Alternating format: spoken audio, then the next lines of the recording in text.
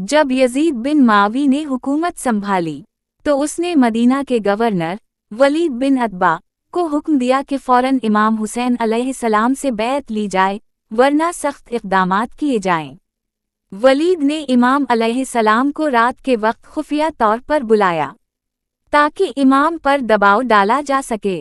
रात का वक्त था, मदीना की गलियां सुनसान थीं, सिर्फ चांद की मध्यम रोशनी जमीन पर बिखरी हुई थी।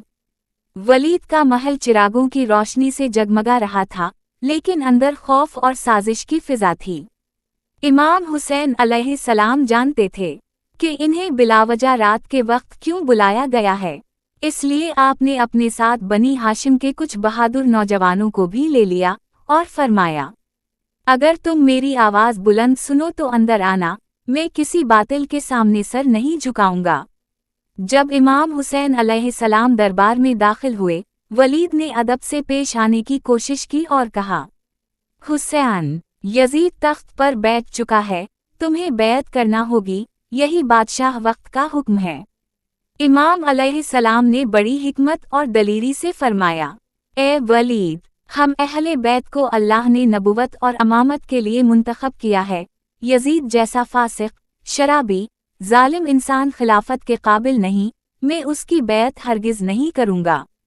वलीद ने सख्ती दिखाने की कोशिश की, मगर इमाम की निगाहों में ऐसी जुरत और अज़मत थी कि वलीद घबरा गया। साथ खड़े मरवान बिन हुक्म ने इशारा दिया कि हुसैन को अभी और उसी वक्त कैद करो, वरना ये निकल गए तो हाथ नहीं आएंगे।